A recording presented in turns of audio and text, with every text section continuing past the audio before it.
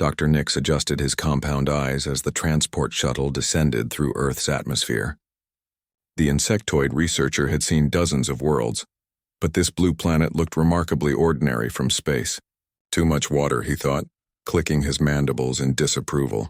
His 6 colleagues shared similar expressions of mild disappointment as they peered through the viewports. I still cannot believe the Galactic Research Consortium considers this world worth studying, Dr. Quill said, her crystalline body refracting the sunlight into rainbow patterns across the shuttle's interior. Our preliminary scans show such primitive life forms. Dr. Vale and Dr. Morse, the 2 amphibious Cephians, exchanged glances through their breathing apparatus. Vale's webbed fingers tapped against his seat. The energy readings are pathetic compared to the storm beasts of our home seas. The reptilian Dr. Pike flicked his forked tongue, tasting the recycled air. These humans claim their planet hosts dangerous predators. Laughable. Our thermal hunters could eliminate their entire food chain in cycles. Dr. Ray, whose energy-based form shimmered between visible and invisible states, pulsed with amusement. Perhaps we should not judge too quickly. The consortium must have reasons for this expedition.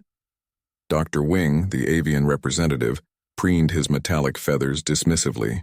Reasons, yes, but likely bureaucratic ones. Earth produces nothing that compares to the sky serpents of our floating cities. Beth Miller, the human liaison officer assigned to their group, kept her expression neutral as she listened to their conversation. She had dealt with dozens of alien research teams over the past 5 years, and this group ranked among the most arrogant she had encountered. Their credentials were impressive, though. Each alien represented the top zoological minds from their respective species, with centuries of experience studying dangerous wildlife across the galaxy. The shuttle touched down at the Earth Wildlife Research Facility, a sprawling complex built into the African savanna. Beth stood as the engines powered down. Doctors, welcome to Earth. I know you have high expectations, and I assure you our facility will not disappoint. Dr. Nix's antennae twitched. We shall see.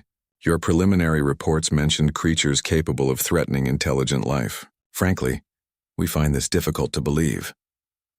The largest predators we documented from orbit barely reach 3 meters in length, Dr. Quill added, her crystal structure chiming softly.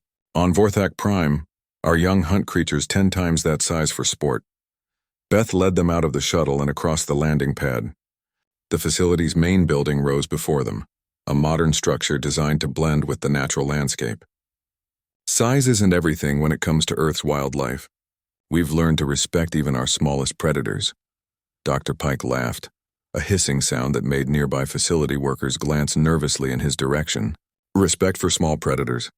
How charmingly primitive. True apex predators command fear through size and power. Wait until you see our honey badgers, Beth said quietly. But the aliens were too busy comparing Earth unfavorably to their homeworlds to pay attention. Dr. Ray's form flickered as he processed the facility's energy signatures. The containment fields here are surprisingly sophisticated for such a primitive world, though I detect numerous small energy signatures, hardly threatening. Small signatures often indicate small minds, Dr. Wing said, spreading his wings slightly. Intelligence correlates with brain mass in most species we have studied.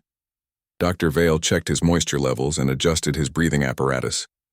Our oceanic predators possess intelligence networks spanning entire continents. These land-based creatures appear isolated and simple. As they approached the facility's entrance, Beth noticed the alien scientists had already begun dismissing Earth before even seeing their first specimen. She had warned the facility director about this possibility. Some alien species developed such superiority, complexes that they could not recognize threats that did not match their preconceived notions. Dr. Morse gestured toward the horizon where a herd of zebras grazed peacefully. Look at those striped creatures. No natural weapons, no armor, no apparent defensive capabilities. How do they survive? Through speed and herd behavior, Beth explained. But they share this ecosystem with lions, leopards, hyenas, and dozens of other predators. Lions, Dr. Nix repeated, consulting his data pad. Maximum weight 190 kilograms. Our smallest combat insects weigh more than that. Dr. Quill's crystalline form rang like a bell as she laughed. Combat insects? Nix, even our crystalline moss could defeat creatures that small. The facility's automatic doors slid open. revealing a spacious lobby filled with holographic displays of Earth's wildlife. Dr. Pike studied the images with obvious disdain. These elephants appear impressive until you consider that our volcanic lizards reach similar sizes while breathing molten rock. Dr. Ray phased partially out of the visible spectrum to examine the facility's internal structure. Interesting construction methods, but the security measures seem designed for containing very weak creatures. Don't let appearances fool you, Beth said, leading them toward the tour route. Earth's predators have evolved unique hunting strategies that might surprise you. Dr. Wing examined a display showing various big cats. Surprise us? My dear human, we have documented predators across 17 different biosphere types. Your cats look like domesticated pets compared to the razor hawks of our sky cities. Dr. Vale's throat sac inflated slightly, a sign of amusement among his species. Perhaps we should request hazard pay for this assignment. The greatest danger appears to be dying of boredom. The other aliens chittered, chimed, hissed, pulsed, and screeched their agreement. Beth simply smiled and checked her watch. In 30 minutes, they would reach the honey badger exhibit. She had seen this pattern before with overconfident alien researchers. They always learned respect for Earth's wildlife eventually. Dr. Morse adjusted his gill flaps and spoke to his colleague in rapid Cephian before switching back to standard Galactic. Vale agrees with my assessment. These creatures lack the electrochemical defenses that make our deep-sea predators truly dangerous. Electrochemical defenses are not the only way to be dangerous, Beth said, but the aliens had already moved on to criticizing the facility's temperature controls. As they walked deeper into the complex, Beth made a mental note to have the medical bay prepared. Something told her they were going to need it. The morning sun cast long shadows across the African elephant enclosure as the research team gathered at the viewing platform. 3 massive bulls grazed peacefully near a watering hole, their gray skin glistening in the heat. The largest bull raised his head, ears flapping slowly as he noticed the strange visitors. Dr. Quill's crystalline structure caught the sunlight and threw scattered rainbows across the platform. She studied the elephants with obvious disappointment. These are supposed to be your largest land predators? Actually, elephants are herbivores, Beth corrected gently. They eat plants, not meat. Herbivores? Dr. Nix's antennae drooped in disbelief. You brought us to see plant eaters? On my homeworld, creatures that size would be apex predators capable of dissolving prey with acid secretions. The largest elephant trumpeted, a sound that echoed across the savanna and made several smaller animals scatter. Dr. Wing's metallic feathers ruffled slightly, but he quickly composed himself. Impressive volume, but hardly threatening. Our sky serpents can shatter crystal formations with their calls. Dr. Pike flicked his tongue, analyzing the chemical composition of the air. I detect no venom, no pheromone weapons, no chemical deterrents. How do such large creatures defend themselves? Beth gestured toward the elephant's tusks. Size, strength, and those ivory tusks. An adult bull can weigh 7 tons and charge at speeds up to 40 kilometers per hour. 7 tons? Dr. Ray's energy form pulsed with amusement. Our void whales mass in the hundreds of tons and can phase through solid matter to hunt. Dr. Vale adjusted his breathing apparatus and spoke in bubbling tones. The water displacement alone from our leviathans creates whirlpools that swallow ships. These elephants look like toys. As they moved to the next exhibit, Dr. Morse pointed at a family of meerkats standing sentinel near their burrows. Are those supposed to be guards? They barely reach knee height on a human. Meerkats have complex social structures and warning systems, Beth explained. They can detect aerial predators from great distances. Dr. Nix clicked his mandibles dismissively. My larvae display more sophisticated behavior patterns. This is becoming embarrassing for your species. The rhinoceros paddock drew slightly more interest from the aliens. 2 white rhinos wallowed in mud while a calf stayed close to its mother. The massive horn on the male's snout gleamed in the sunlight. Now this appears more promising, Dr. Pike admitted, studying the rhino's armored hide. Decent natural armor, offensive capability with that horn. Rhinos can reach speeds of 50 kilometers per hour despite weighing 4 tons, Beth said. Their charge can overturn vehicles. Dr. Quill's form chimed softly. Overturn vehicles? Our crystal borers tunnel through solid rock at twice that speed while fighting territorial wars. This creature would be considered livestock on Vorthak Prime. The tour continued to the big cat section. where a pride of lions rested in the shade of artificial rocks. The male's mane caught the breeze as he watched the visitors with golden eyes. Dr. Wing studied the predator's muscular frame and retractable claws. Finally, actual predators, Dr. Wing said, though smaller than expected. What is their hunting success rate? Lions succeed in about 30% of their hunts, Beth replied. They work in coordinated groups to take down prey much larger than themselves. Dr. Ray flickered between visible and invisible states. 30%? Our energy hunters achieve 95% success rates and can track prey across dimensional barriers. A lioness stood and stretched, displaying the fluid grace that made her species' apex predators. Dr. Vale watched her movements with scientific interest. Adequate muscle definition but no obvious enhancements. Do they possess any special abilities? Speed, stealth, cooperative hunting strategies, and enough bite force to crush bones, Beth said. Dr. Morse's gill flaps fluttered in what passed for laughter among his species. Bone crushing? Our deep hunters can bite through starship hulls. These cats would not survive one encounter with our juvenile predators.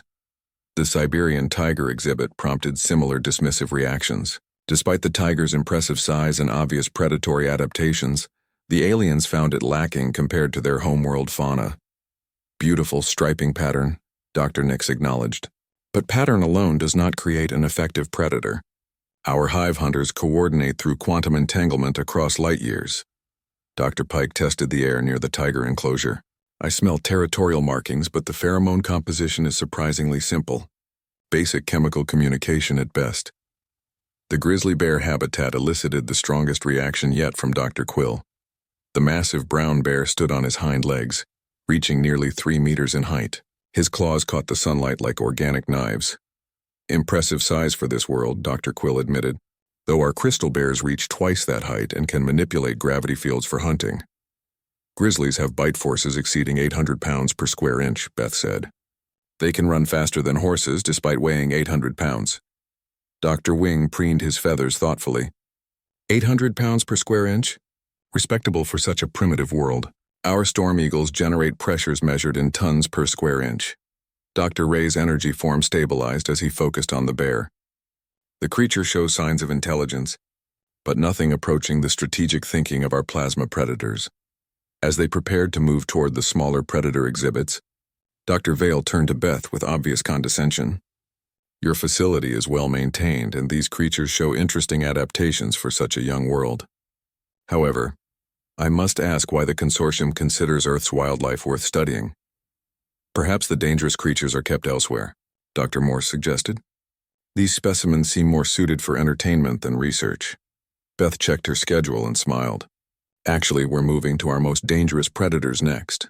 The venomous species and our small carnivore section. Dr. Nix's compound eyes glittered with renewed interest. Venom. Now we might see something worthwhile. Though I doubt Earth's toxins compare to the molecular acid of our tunnel hunters, or the neural disruptors of our thought eaters, Dr. Pike added, his forked tongue testing the air eagerly. Beth led them toward the reptile house, noting how the aliens' dismissive attitudes had only grown stronger with each exhibit. She wondered how they would react to seeing Earth's smaller predators. In her experience, visitors who underestimated the big cats usually learned humility quickly when they met the truly dangerous species. Dr. Quill's crystalline form rang like wind chimes as she moved. Finally, we might encounter something that justifies this expedition, though I suspect even your venomous species will prove disappointingly primitive. The human research staff they passed exchanged knowing glances and slight smiles. Beth noticed Dr. Peterson making notes on his tablet, probably recording the aliens' reactions for the facility's research database. Every visiting species provided valuable data about comparative predator psychology. As they approached the entrance to the reptile house, Beth felt a familiar mix of anticipation and concern. She had yet to meet an alien species that maintained its arrogance after seeing what Earth's smaller predators could do. The afternoon heat shimmered off the concrete pathways as Beth guided the alien research team toward the facility's most controversial exhibit. Behind reinforced barriers, 3 honey badgers moved about their artificial habitat with casual indifference to the approaching visitors. The smallest enclosure in this section housed what many considered the most dangerous animals in the entire facility.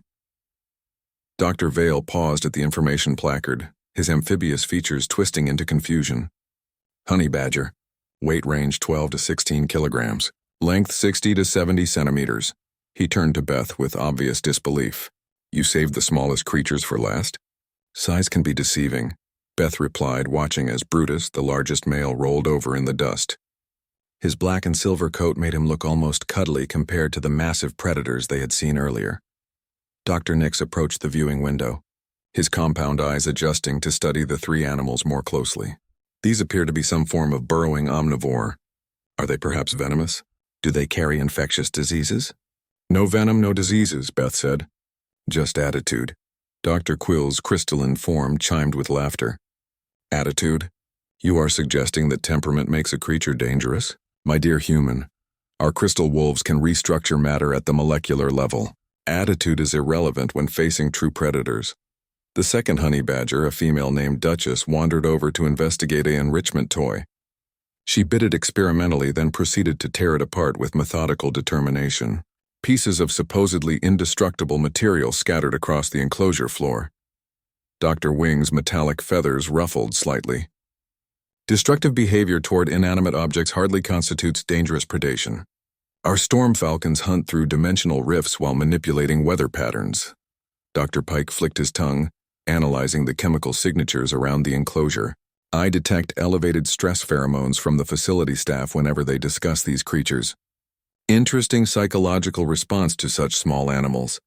Beth noticed facility worker James approaching with the afternoon feeding cart. She checked her watch and realized they had perfect timing for the daily feeding demonstration. You might want to pay attention to this. Feeding time shows their true nature. James activated the intercom system. Feeding demonstration beginning in the honey badger exhibit. All observers, please maintain safe distance from barriers. Dr. Ray's energy form pulsed with amusement. Safe distance? From creatures that weigh less than most sapient species infants. Are humans truly this cautious about everything? The third honey badger, called Mayhem, lifted her head at the sound of the food cart. Her small dark eyes fixed on James with an intensity that made him involuntarily step back. All three badgers suddenly became alert, their relaxed postures transforming into focused hunting stances. Dr. Morse adjusted his breathing apparatus nervously. The behavioral change is remarkable. They appear to have shifted into predatory mode instantly. Watch what happens when James opens the feeding slot, Beth said quietly. James approached the reinforced feeding mechanism, a complex system designed to prevent direct contact between keeper and animal. As he began to unlock the first compartment, Brutus moved with sudden explosive speed toward the feeding area. Dr. Vale's throat sac inflated in surprise. That acceleration rate is impossible for a creature of that body mass ratio.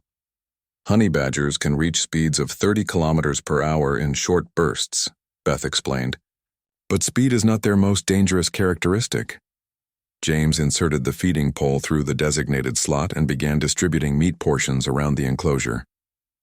Duchess immediately attacked her portion with savage intensity, tearing at the meat while simultaneously scanning for threats to her food. Dr. Nix's antennae drooped as he watched the feeding frenzy.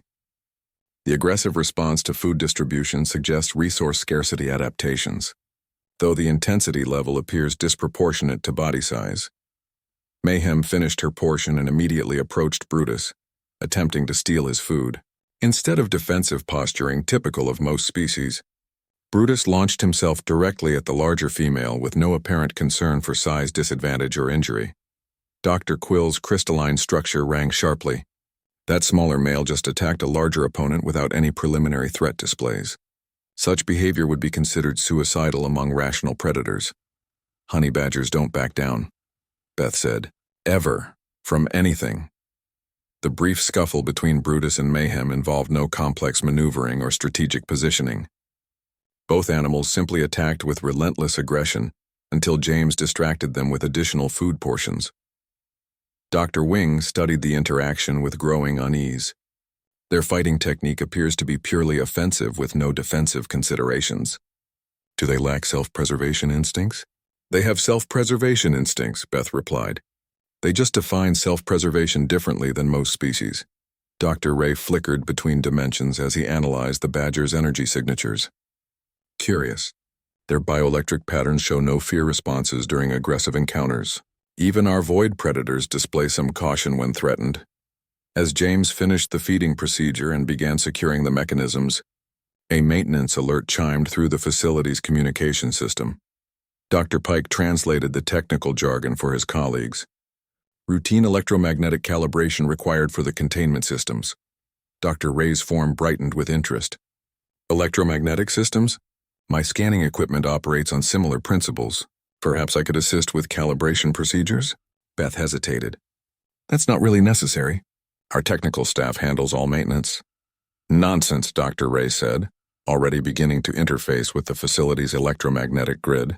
My energy matrix can optimize your field generators for improved efficiency. The maintenance technician, unaware of Dr. Ray's intervention, began the standard calibration sequence. Dr. Ray simultaneously attempted to enhance the electromagnetic fields using his own energy manipulation abilities. Dr. Quill noticed the interference first. Ray, your field harmonics are creating resonance patterns in the containment grid. Warning indicators began flashing on the control panel as Dr. Ray's energy matrix conflicted with the calibration sequence. The electromagnetic pulse that resulted lasted only microseconds, but it disrupted several containment systems throughout the facility. In the honey badger exhibit, the primary barrier locks disengaged for exactly 2.3 seconds. Under normal circumstances, this brief malfunction would go unnoticed by most animals. Brutus was not most animals. The male honey badger had been testing the barrier integrity during every feeding session for the past 6 months. The moment the locks disengaged, he squeezed through the narrow gap with practiced efficiency. Dr. Vale pointed toward the enclosure with his webbed finger. The small predator has escaped. Beth's calm expression immediately shifted to alert concern. Everyone needs to move to the observation platform immediately. Dr. Nix's mandibles clicked dismissively. Surely a creature that small poses no significant threat to a group of sapient beings. Brutus emerged fully from the enclosure and surveyed his expanded territory with obvious satisfaction. His small dark eyes fixed on the nearest alien researcher. Dr. Wing's metallic feathers caught the sunlight, making him the most visible target. Actually, Beth said, backing toward the platform steps, you should all run now. Dr. Wing laughed, a musical sound like wind chimes. Run from something the size of a domestic pet? Humans have remarkably active imaginations regarding threat assessment. Brutus tilted his head, studying Dr. Wing with the focused attention of a predator selecting prey. His lips pulled back to reveal surprisingly large canine teeth. Dr. Quill's crystalline form rang with amusement. Look at the tiny creature's threat display. How adorable, Brutus charged. Dr. Wing's musical laughter cut off abruptly, as 15 kilograms of pure aggression launched itself through the air toward his metallic form. The avian researcher's reflexes, evolved for aerial combat in his homeworld sky cities, triggered automatically. His powerful wings spread wide as he attempted to gain altitude and escape the obviously deranged creature. Earth's gravity betrayed him. On his homeworld, Dr. Wing could achieve vertical lift within milliseconds. Earth's heavier gravitational field slowed his ascent just enough for Brutus to sink his teeth into the alien's tail feathers. The honey badger's bite force, designed for cracking bones and tearing through hide, found purchase in the gaps between Dr. Wing's metallic plumage. Dr. Wing shrieked, a sound like grinding metal that echoed across the facility. He twisted frantically, using his superior size and strength to shake the small predator loose. Brutus simply adjusted his grip and held on with the determination of a creature that had never learned the meaning of surrender. Get it off me, Dr. Wing cried, spinning in circles as he tried to dislodge his attacker. The creature is malfunctioning. Its pain receptors must be damaged. Dr. Nix approached confidently, his compound eyes analyzing the situation with scientific detachment. Simple parasitic attachment behavior. I will deploy standard pheromone deterrence. The insectoid researcher activated his chemical defense glands, releasing a cloud of complex pheromones that would send any sensible predator fleeing in terror. On his homeworld, these chemical signals could stop a charging tunnel beast at 50 meters. Brutus ignored them completely. Dr. Nix's antennae drooped in confusion. Impossible. These pheromones trigger fear responses in every predator species we have documented across 37 worlds. Honey badgers don't have fear responses. Beth called out from the safety of the observation platform. That's what makes them dangerous. Dr. Quill decided to take a more direct approach. Her crystalline form began resonating at specific frequencies, generating solid crystal barriers around Brutus to trap him against Dr. Wing. The barriers rose from the ground in perfect geometric patterns, designed to contain creatures 10 times Brutus's size. Brutus released Dr. Wing, dropped to the ground, and immediately began searching for a way around the crystal formations. He found a gap barely wide enough for his head and squeezed through it with liquid efficiency. Structural integrity of barriers holding, Dr. Quill announced confidently. The creature is successfully contained within my crystal matrix. Brutus emerged on the opposite side of the barriers and immediately focused on Dr. Quill herself. Her crystalline body reflected the afternoon sunlight in dazzling patterns, making her an irresistible target for investigation. The containment failed, Dr. Pike observed with scientific precision. The predator demonstrated remarkable spatial intelligence in navigating the barrier system. Spatial intelligence? Dr. Ray's energy form flickered with disbelief. It is a simple tunnel-dwelling organism. How can it possess problem-solving capabilities? Brutus began his systematic assault on Dr. Quill's crystalline structure, using his claws to test for weak points while simultaneously biting at her base.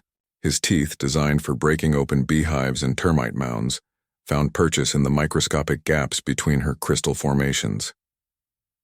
Dr. Quill's harmonic frequency shifted to alarm. The creature is actually damaging my matrix. Its bite force exceeds theoretical maximums for its body mass. Dr. Vale attempted to rescue his colleague by using his species' natural camouflage abilities.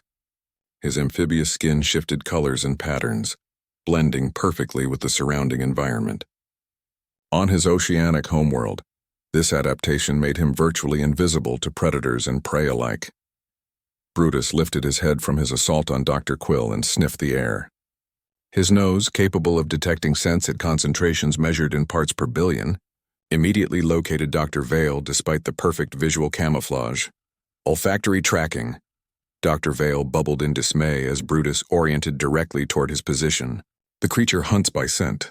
Sophisticated sensory adaptation for such a primitive world. Dr. Morse tried to assist his colleague by creating ultrasonic disturbances in the water vapor surrounding them. The complex acoustic patterns would disorient any marine predator from their homeworld, disrupting their lateral line sensory systems. Brutus charged toward Dr. Vale without any sign of disorientation. Acoustic countermeasures ineffective.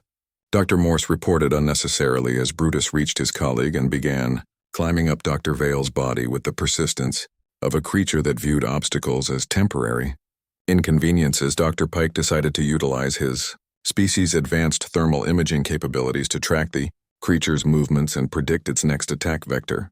His reptilian eyes shifted to infrared spectrum, revealing Brutus's heat signature in perfect detail.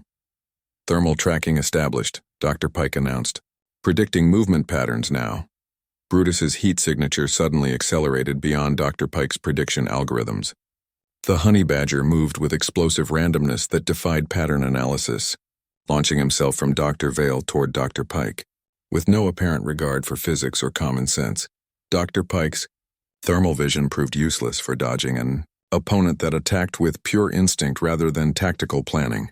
Brutus landed on the reptilian researcher's back and immediately began exploring the gaps in his scaled hide. Pattern analysis failure, Dr. Pike hissed as he tried to dislodge his attacker. The creature's behavior follows no logical framework. It appears to be motivated purely by aggression. Dr. Ray attempted the most sophisticated defense yet. His energy-based form began phasing between dimensions, becoming partially incorporeal to avoid physical contact. Among his people, this technique made him untouchable by conventional predators. Brutus paused in his assault on Dr. Pike and studied Dr. Ray with obvious interest. The honey badger tilted his head, sniffed the air where Dr. Ray's energy signature was strongest, then bit at empty space. Somehow his teeth found purchase on Dr. Ray's partially phased form. Dr. Ray's energy matrix destabilized in shock. Impossible. The creature is affecting my dimensional state. No physical being should be capable of interacting with phased energy. Maybe honey badgers don't follow normal physical laws, Beth suggested from the platform, where she was coordinating with facility security for emergency containment procedures. Dr. Nix, Dr. Quill, Dr. Vale, Dr. Morse, Dr. Pike, and Dr. Ray found themselves in the unprecedented situation of being systematically hunted by a predator that weighed less than their individual lunch portions. Brutus moved between targets with methodical efficiency, giving each alien researcher equal attention while completely ignoring their advanced defensive capabilities. Every attempt to deter, contain, or escape him proved equally futile. "This is impossible," Dr. Quill chimed frantically as Brutus returned to testing her crystal matrix for structural weaknesses. A single small predator cannot overcome 7 advanced sapient beings. "Emergency extraction requested," Dr. Wing called toward the sky, activating his species' distress beacon. "Hostile environment. Recommend full military escort for future missions." Dr. Ray flickered between dimensions rapidly, trying to find a phase state that Brutus could not somehow affect. Requesting immediate transport off-world. "This creature violates fundamental laws of predator behavior." Beth watched the chaos with the resigned patience of someone who had seen similar scenes many times before. Facility workers gathered on nearby platforms, taking careful notes and recording video footage for the research database. "Should we intervene?" asked Dr. Peterson, the facility's head veterinarian. Beth checked her watch. "Give it another hour. Brutus will lose interest eventually. They always do." Below on the pathway, 7 of the galaxy's most distinguished zoologists continued their desperate attempts to escape a single Earth predator that weighed less than most sapient species' carry-on luggage. Brutus pursued his new research subjects through 3 different facility sections, with the methodical determination of a creature conducting his own scientific study. The honey badger appeared to be testing each alien's defensive capabilities, systematically, taking careful note of which strategies worked and which failed miserably. Dr. Vale reached the Aquatic Research Center first, his amphibious nature giving him an advantage in aquatic escape attempts. The Cephian researcher dove into the main observation tank, a massive pool designed for studying marine predator behavior. His people could remain underwater for hours, breathing through specialized gill slits while their natural camouflage made them virtually invisible in aquatic environments. Brutus arrived at the tank's edge and studied the water with obvious interest. Dr. Vale floated motionlessly 15 feet below the surface, confident that his camouflage and aquatic adaptation would finally provide safety from the relentless predator. The honey badger sat down and began waiting. "Waiting behavior observed, Doctor," Nix reported through his communicator while hiding behind a maintenance shed. "The predator demonstrates patience and tactical thinking. This contradicts initial behavioral assessments." Dr. Vale's confidence began eroding as minutes passed. Brutus showed no signs of losing interest or seeking other prey. The honey badger occasionally shifted position around the tank's perimeter, but maintained visual contact with the general area where Dr. Vale hid beneath the surface. "Subject appears to be tracking my location despite optimal camouflage conditions," Dr. Vale reported, his voice bubbling through his breathing apparatus. "Recommend immediate extraction from aquatic environment." "Negative." Beth's voice crackled through the facility intercom. "Brutus will lose interest if you remain stationary. Patience is key to honey badger encounters." 20 minutes later, Dr. Vale's lung capacity forced him to surface for air. Brutus immediately perked up, having tracked the Cephian's location through means that defied current understanding of terrestrial predator capabilities. Dr. Vale submerged again quickly, but the damage was done. Brutus now knew exactly where his prey was hiding and settled in for a longer wait. Meanwhile, Dr. Morse attempted his own escape through the facility's ventilation systems. His species' flexible bone structure allowed him to squeeze through spaces barely half his normal body width. The ventilation shafts provided perfect concealment and multiple escape routes. Brutus appeared in the ventilation system 17 minutes later. How did it access the ductwork? Dr. Morse bubbled frantically as he crawled through increasingly narrow passages. The entry points require manual tool operation. Security footage later revealed that Brutus had simply torn through the ventilation grating with his claws, treating the reinforced metal like paper. His compact body proved ideally suited for ductwork navigation, and his natural digging instincts made him far more comfortable in confined spaces than his alien prey. Dr. Morse emerged from an air vent in the facility's eastern wing, only to find Brutus waiting for him in the corridor. The honey badger had somehow navigated the complex ventilation maze faster than a creature with detailed facility maps. Superior spatial navigation confirmed, Doctor, Morse reported while backing away slowly. Recommend updating threat assessment to maximum levels. Dr. Pike had retreated to the facility's thermal regulation center, hoping that his reptilian nature would give him advantages in the high-temperature environment. His species thrived in heat that would incapacitate most other life forms, and the thermal center maintained temperatures approaching 45 degrees Celsius. Brutus entered the thermal center and immediately began exploring the superheated environment with obvious enjoyment. Honey badgers evolved for African climates found the temperature comfortable rather than challenging. Thermal advantage negated, Dr. Pike hissed as sweat began affecting his temperature regulation systems. Creature demonstrates superior heat tolerance, requesting immediate relocation to cooler environment. Dr. Pike's retreat led him to the facility's cryogenic storage areas, where biological samples were maintained at sub-zero temperatures. His reptilian metabolism began slowing immediately, in the extreme cold, but the temperature would surely deter a creature adapted for warm climates. Brutus followed him into the cryogenic section without hesitation. Impossible. Dr. Pike's voice slowed as the cold affected his speech patterns. No single organism should demonstrate optimal function across such extreme temperature ranges. Dr. Ray attempted to escape through dimensional manipulation, phasing between multiple reality layers to confuse any tracking attempts. His energy matrix could exist simultaneously across 17 different dimensional states, creating a probability cloud that should make him impossible to locate. Brutus bit him in dimension number 4.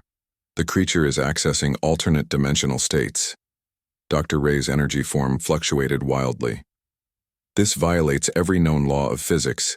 How can a biological organism interact with quantum probability? Matrices?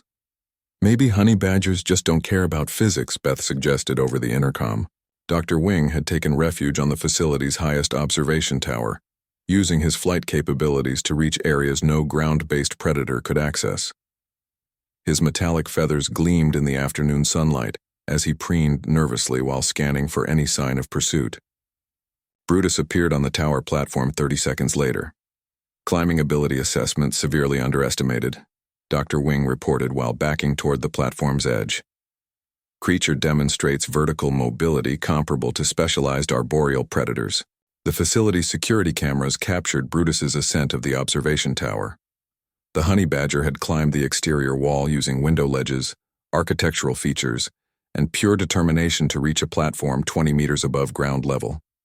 Dr. Wing spread his wings and launched himself into the air, finally utilizing his species' primary evolutionary advantage. Surely no ground-based predator could pursue him into three-dimensional aerial space. Brutus watched Dr. Wing's flight path with obvious interest, then began calculating trajectory angles with the focused attention of a creature that had spent generations raiding aerial beehives. Dr. Wing's aerial superiority lasted until he attempted to land on a different platform. Brutus was waiting for him. Predictive behavior confirmed. Dr. Wing's voice reached unprecedented pitch levels.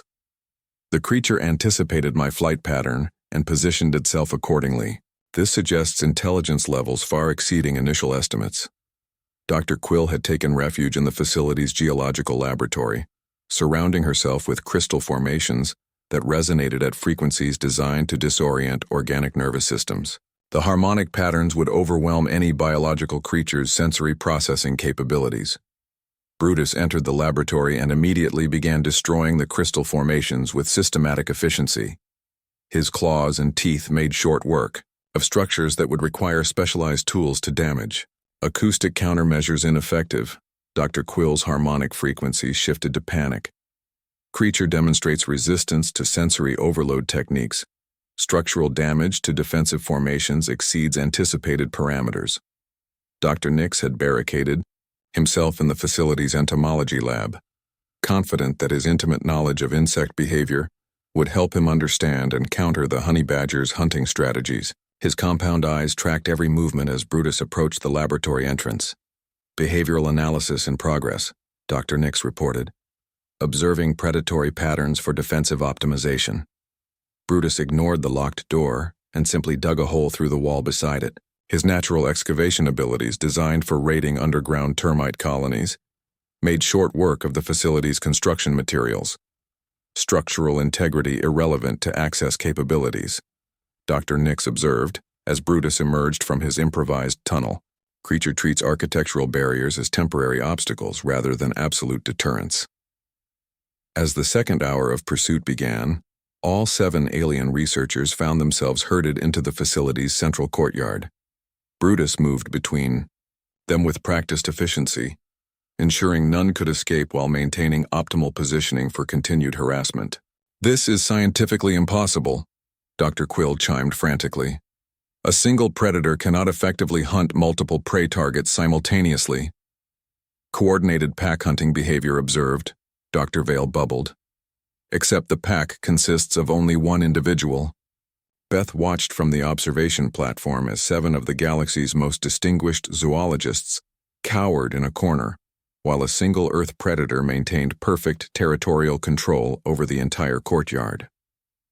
"Fascinating behavioral study," she commented to Dr. Peterson. "We should definitely include this in our next research publication." 2 hours and 14 minutes after his escape, Brutus suddenly lost interest in his research subjects. The honey badger wandered away from the cowering alien scientists with the same casual indifference he had shown before the pursuit began. He paused at a flower bed, sniffed experimentally at some decorative plants, then began rolling in the dirt with obvious contentment.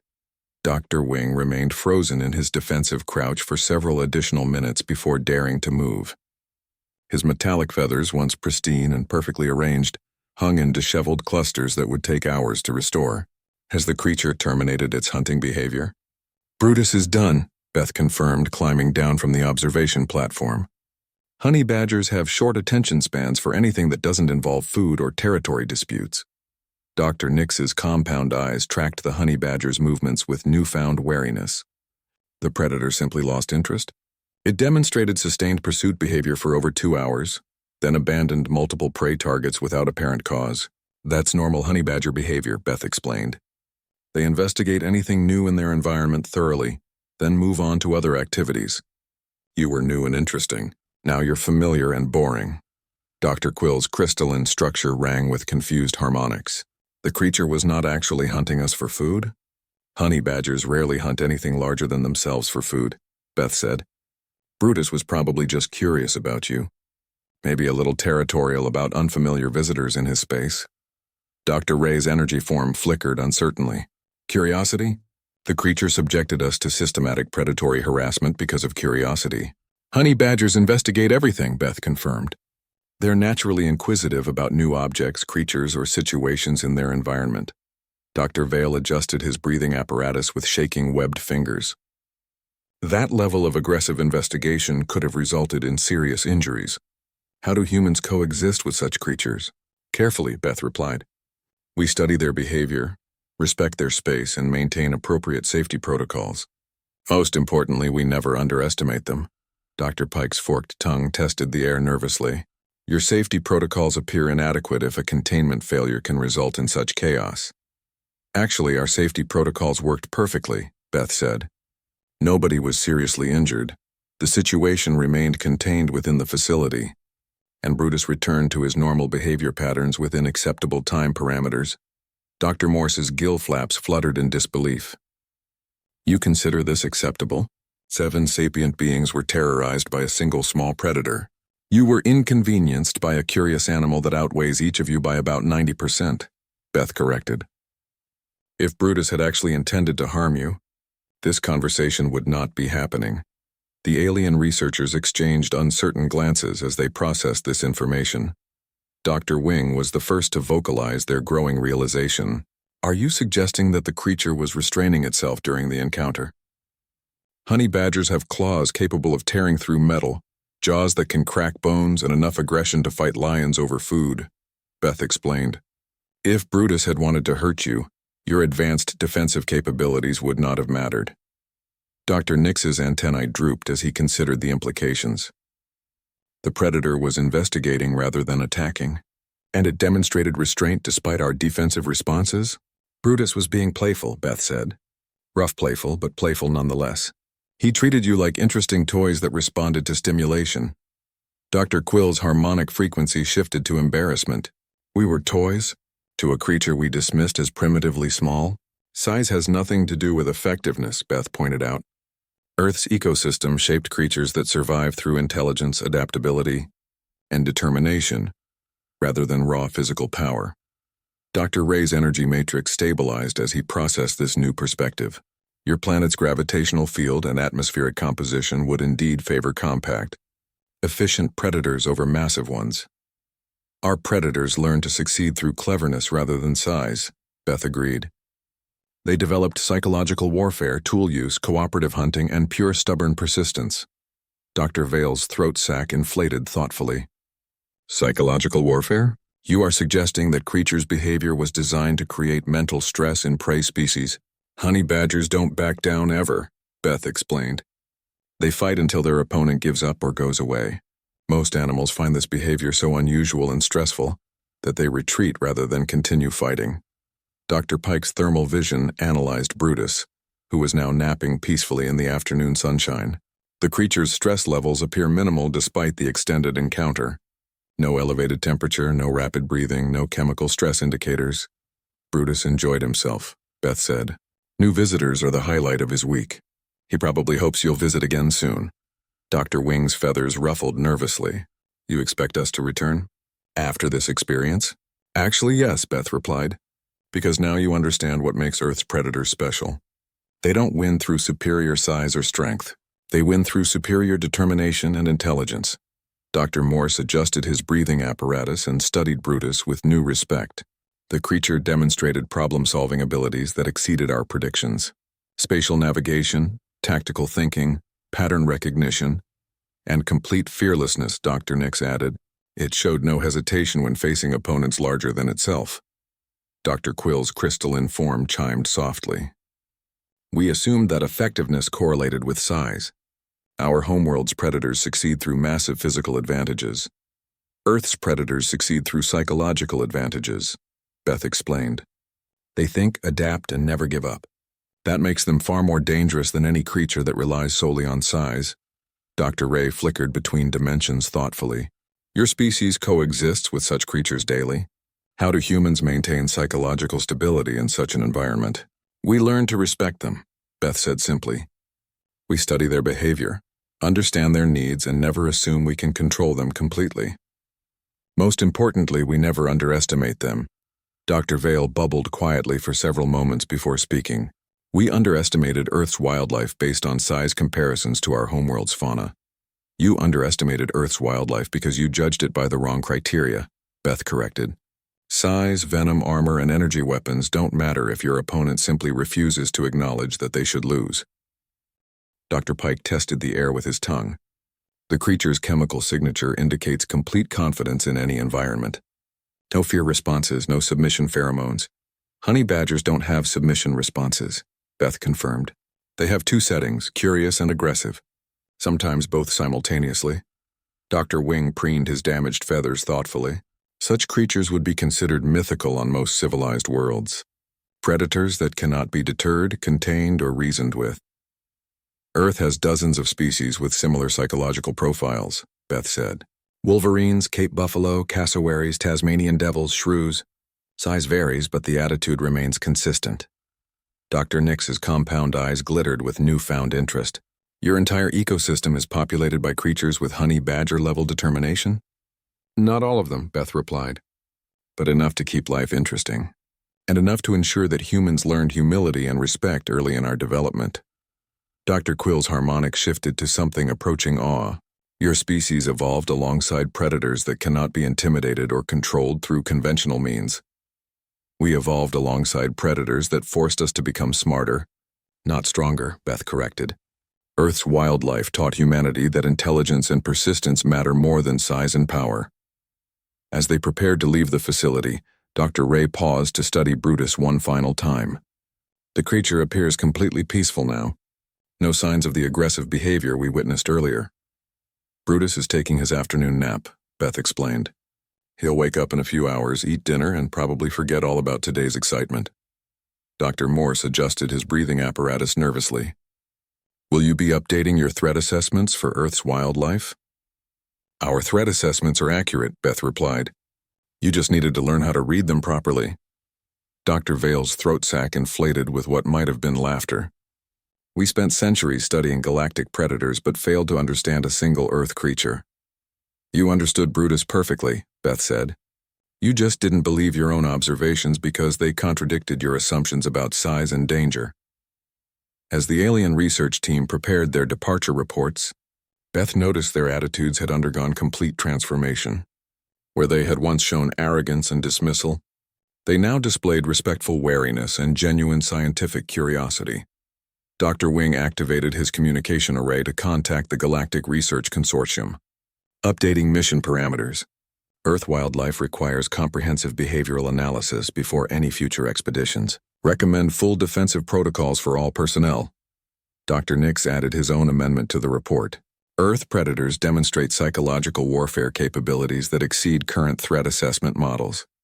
Standard deterrent methods prove ineffective against determination-based hunting strategies.